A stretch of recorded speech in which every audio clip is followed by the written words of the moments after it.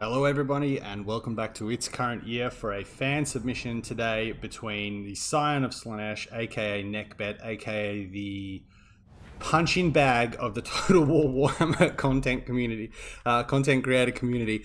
Okay, so there's a bit of a running joke that Neckbet always loses when content creators feature his games on their channel. So we'll see. Can he buck the trend today? He's playing the Wood Elves. His opponent, Caradoc, is playing the High Elves. We'll go through the builds. We'll put it on a pause because this one gets underway pretty quickly. Both very mobile, very cav-heavy armies on display today. So for Caradoc's force, really the only infantry here, 3 units of archers, and they are surrounded by a boat load of horses. On this side, we have the Heralds of the Wind, some Illyrian Reaver archers, Illyrian Reavers with spears in the rears back here, some Silver Helms with shields, some Silver Helms without shields. On the other side, sort of slightly mirrored, some Illyrian Reavers here and Reaver archers, 1, 2, and also a Tyranic Chariot. Now, this is quite an interesting pick. When I first saw this game, I believe it was on one of Logic's streams. I was wondering what this was intended for. I have a feeling it may sort of be a little bit of insurance against the Lost Silver Knights, maybe an opportunity to kite them out with the ammo. A lot of ammo, obviously, on these chariots and decent missile strength, but the magic attacks to put some damage into the Lost Silver Knights. So we'll see how they go. It's an interesting little off meta pick. You don't see Tyranic Chariots all that often at all. For the High Elves leading the force in the air here is a Archmage of Life, just coming in with the Lore attribute, Awakening of the Wood and Earthblood. And there is also a Fire Mage back here with Burning Head and Flaming Sword. So some good stuff. One of the few... Is she on a horse? Yeah, she's on a horse too. So there's a lot of Elven steeds on this battlefield. For Neckbet's forces. Pretty rush, sort of a rush, cav rush slash... No, mainly a rush, not really any bows on... to speak of here. There's one unit of Glade Riders with bows, and then we've got some Stag Knights, some Stag Knights, 3 of, as well as some Glade Riders and Wild Riders on the other flank. 4 units of Dryads, and leading the force is Drycha, one of the biggest war criminals in the Total War, well, not the Total War, the Warhammer Fantasy universe. Rouse to Wrath for the Dryad summon, as well as the Penumbral Pendulum and Enfeebling Foe. Bit surprised not to see Miasma. Good for the slow, and actually quite good single target DPS when you use it on stuff like Dragon Princes that are quite popular here, and the like. So there's going to be, like I said, it's going to get under... If we take a bit of an overarching look, there's going to be a lot happening here on both flanks. There's a very high micro ceiling on for both these forces that these players have come up against. So Awakening of the Wood looks like has gone down on the Glade Riders. It's nice because it's also a speed debuff. Arrows coming into the Dryads won't do a ton of damage with the spread formation and just, I guess, the moderate armor, 60 armor of the Dryads. They also have some physical resistance, but a little bit of an overextension here. These Glade Riders are probably going to get sandwiched here. The Tyranic Chariots are probably going to send a few volleys into the Wild Riders. Good high value target here. And as I said, Silver Helms coming forward to meet them. Now the Dryads are going to set upon the Archers, which is going to be quite nasty. A Burning Head going down here and a Pendulum, so it's all happening on this side. But Burning Head's not going to do a great deal of damage to Great Stag Knights, and Silver Helms do not really want to be in this fight for any longer than they absolutely have to be. This unit of Illyrian Reavers is going to bite the dust. This unit of Glade Riders is going to be maneuvered around the flanks to potentially shoot back.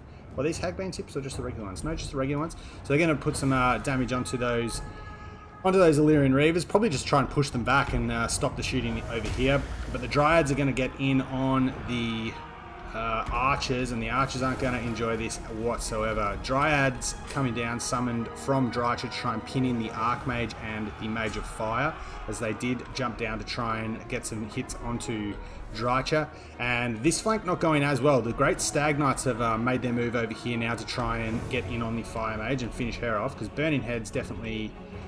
Burning Head, Wood Elves don't love Burning Head. As we said before, the Cab's not going to be too worried about it, but the Dryads, and just, this is probably going to get pretty blobby, this fight. So Dryads, Great Stag Knights rather turning their attention to countercharge these Silver Helms. Again, not really a fight that these Silver Helms are going to like. They do decent damage on the charge, but just the amount of unit models here on the Illyrian Reavers, as Enfeebling Foe will come down and actually you know, really robbed them of a lot of their nice charge bonus here through their stat debuffs. But the Illyrian Reaver Archers over here, probably getting some pretty good value firing into these Stag Knights, and the Tyranic Chariots now running a few laps onto the Dryads, allowing the Archers to maybe just be stabilized. Over here, Dryads, they're probably just going to be sent on a wild goose chase. They're never going to catch the Heralds of the Wind or these Illyrian Reavers, and the Glade Riders here have been chased off. So really the question now is, can Neckbet stand up to the kite potential that Caradoc has in his favor now? There's obviously a fair few bows still on the battlefield. All these Reaver Archers have a reasonable amount of ammo left, and there's no healing. No healing here for the Wood Elves. No Branch Wraith or anything. Obviously Drycha is a Shadowcaster, purely a Shadowcaster, so no mixed lore there.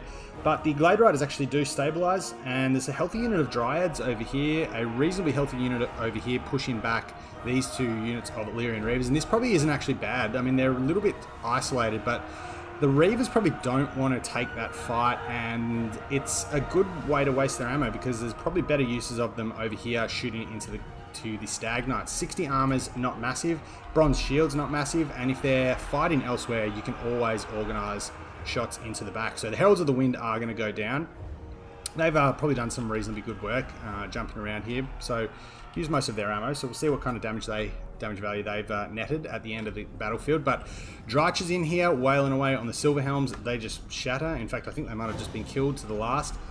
And the Illyrian Reavers now are starting to run pretty thin on ammo and still have 75 Dryads here, 70 Dryads here. I believe the Fire Mage has died, which was probably the only way for the High Elves at this point to really burst them off and clear them off, you know, in a matter of seconds.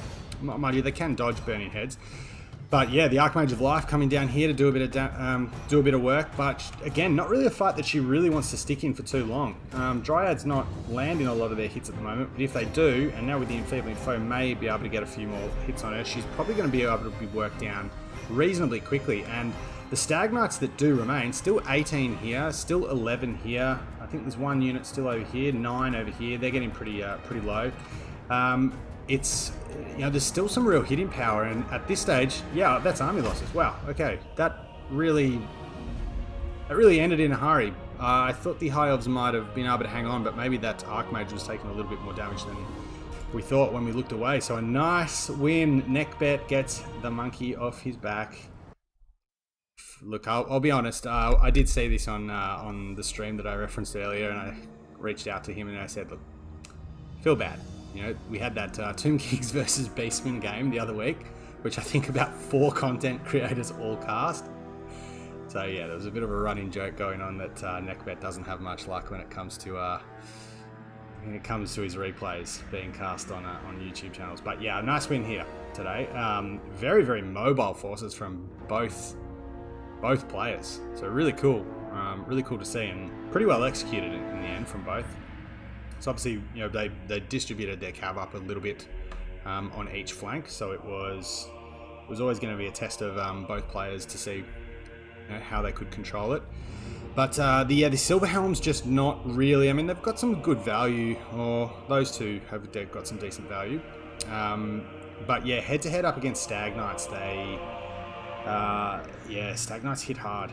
Very, very hard on the charge, and you'd think, like, on unit models, just the unit model differential, that units like this with high charge bonus, because Stag Knights don't have a great deal of armor, that they might be able to punch above their weight, but there's still a limit to how many models you can actually get in contact. And if it's a 1-to-1, I mean, we saw all the Stag Knights fighting together on one side.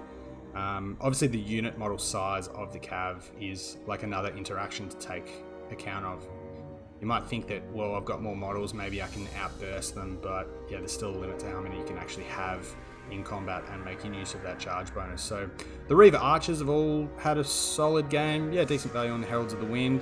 Tyranic Chariots, not, like I said, that's an interesting pick, and I think it might have been as a little countermeasure to potentially the Lost Silver Knights with the magical missile attacks that they offer, and obviously it can do some work in the front line, plowing through Dryads and Glade Riders, Glade Guard if you're not Glade Guard, Eternal Guard if your macro's on point.